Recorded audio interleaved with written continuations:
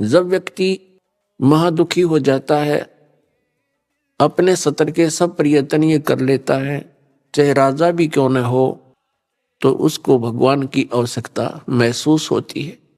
राजा लोग भी परमात्मा के लिए साधु संतों के पास जाते हैं, आशीर्वाद प्राप्त करते हैं।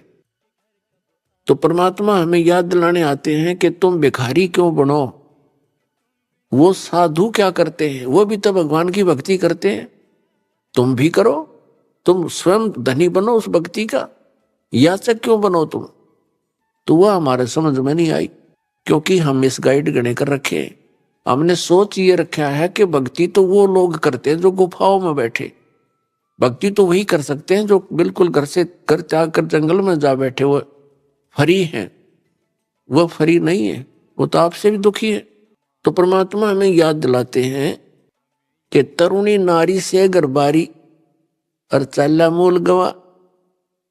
मूल का अर्थ है जो अपने मनुष्य जीवन के श्वास रूपी पूंजी, जो मूल धन तुझे प्राप्त हुआ था। ये मनुष्य जीवन के जितने श्वास हैं ये आपका धन है, ये मूल धन है। और इस मूल धन से हमने आगे व्यापार करना था, सौदा करना था, और इसको दुगना तिगना चौगुना करना था।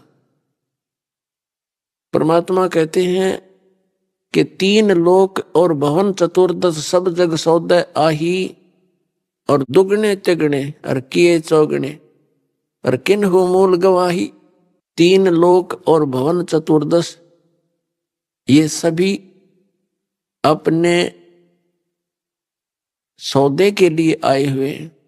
जैसे कोई व्यक्ति विदेश चला गया या दूसरे शहर में चला गया, 2, 4, 10 लाख रुपए लेकर व्यापार करने के उद्देश्य से कि उनकी 10 के 20 बनाऊं, अपने नेक नीति से कमाऊं, और वो उन पैसों से ही जाकर के होटल में मौज मस्ती कर रहा है, व्यापार कर नहीं रहा, बिजनेस कर नहीं रहा, तो उस मूल धन को खर्च रहा है, उसको बर्बाद कर रहा है, और एक दिन कंगाल होकर स्वदेश लौट आएगा और किसी के मजदूर लगेगा।